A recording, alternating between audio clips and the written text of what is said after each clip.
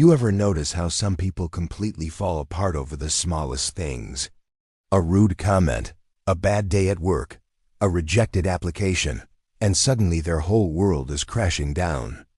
But then you see others, people who've been through hell and back, war veterans, single parents working 3 jobs, folks who've lost everything, and somehow they're still standing tall, still smiling, still moving forward.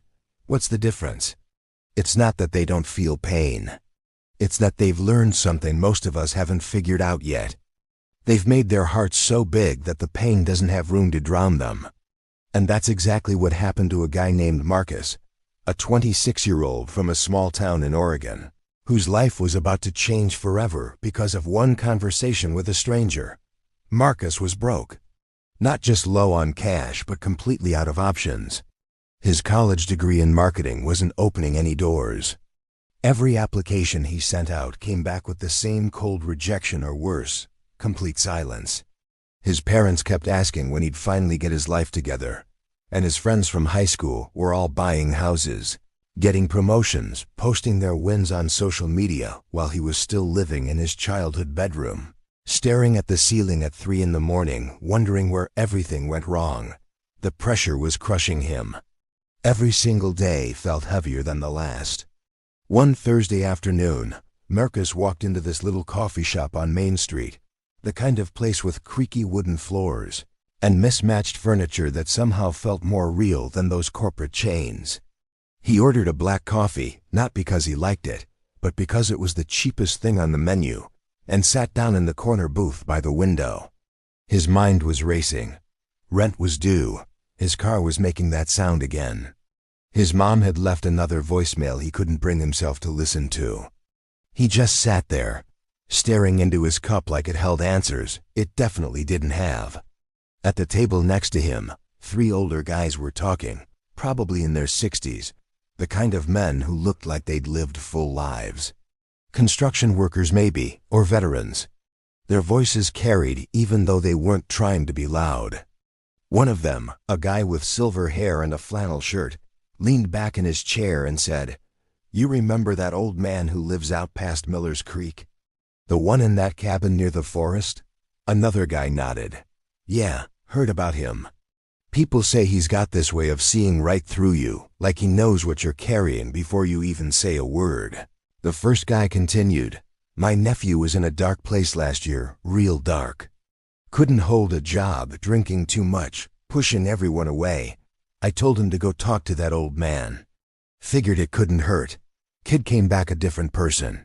I'm not exaggerating. It was like someone flipped a switch." Marcus's ears perked up. He wasn't normally the type to believe in that kind of thing. Wise old men in the woods sounded like something out of a movie. But he was desperate. What did he have to lose? Maybe this guy could say something, anything, that would help him figure out how to stop feeling like he was drowning every single day.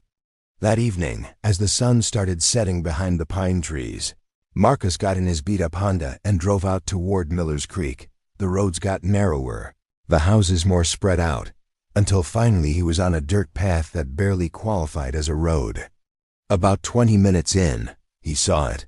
A small wooden cabin with smoke coming from the chimney, surrounded by nothing but trees and silence.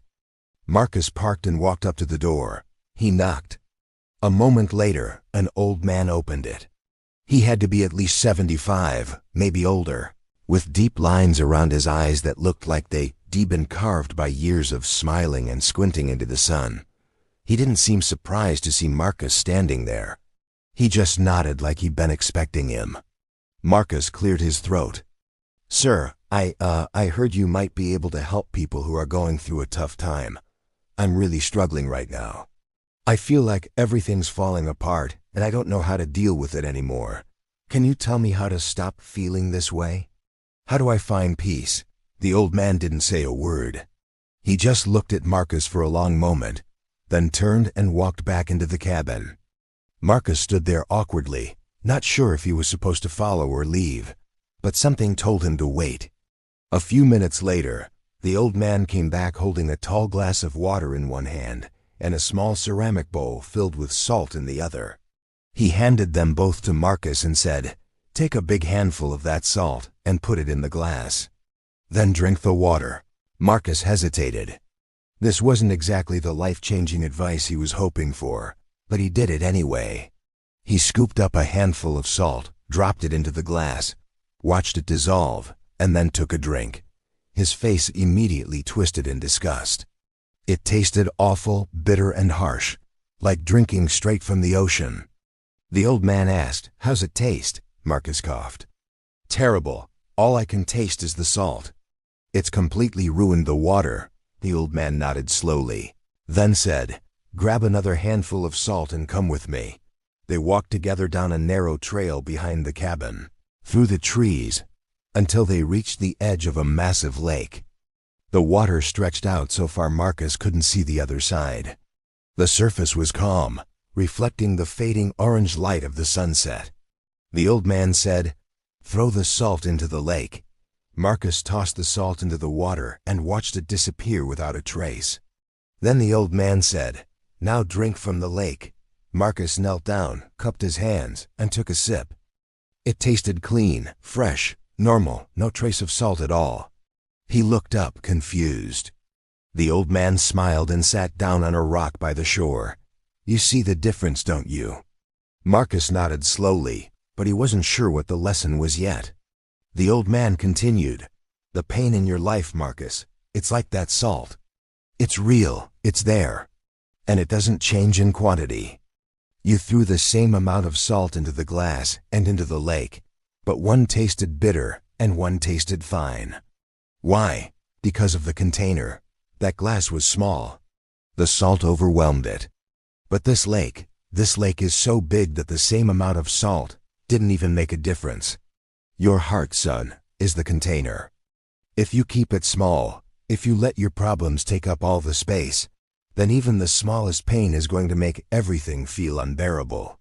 But if you expand your heart, if you make room for perspective, for gratitude, for patience, for hope, then the same problems won't destroy you. They'll still be there, but they won't define you." Marcus felt something shift inside him. The old man kept talking. "Everyone's got pain, Marcus. Everyone.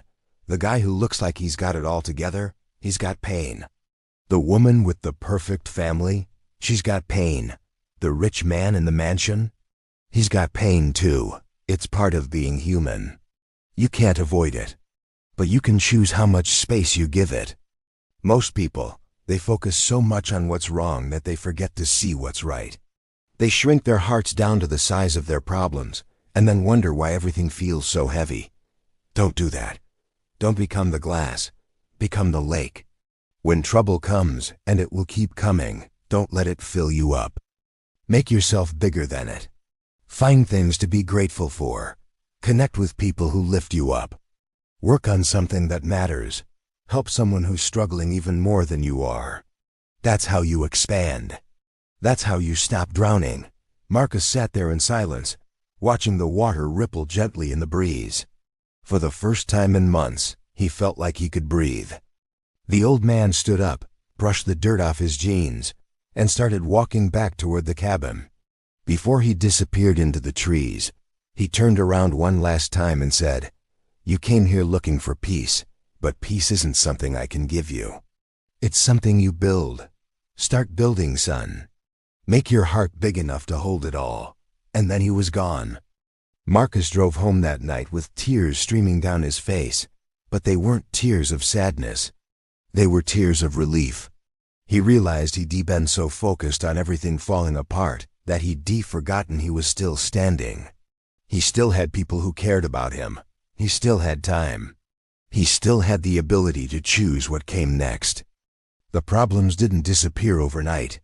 He still didn't have a job the next morning. His parents still had expectations. The bills were still due, but something inside him had shifted. He stopped treating every setback like the end of the world. He started volunteering at a community center, helping kids with their homework, and it reminded him that his struggles weren't the only ones that mattered. He started journaling every night, writing down 3 things he was grateful for, even on the hardest days. He stopped comparing his life to everyone else's highlight reel on social media. And slowly, week by week, month by month, his heart started to grow. The salt was still there, but it didn't taste as bitter anymore. 2 years later, Marcus got a job he actually loved, working for a nonprofit that helped young people find their path after college. He moved into his own place. He reconnected with old friends. And every time life threw something hard at him, and it did, he remembered that lake. He remembered that the pain wasn't the problem. The size of his heart was what mattered. So if you're going through something right now, if you feel like you're drowning in problems that won't go away, remember this. You're not a glass. You don't have to be. You can be the lake. You can make your heart big enough to hold the pain and still have room for joy. That's the choice. That's always been the choice.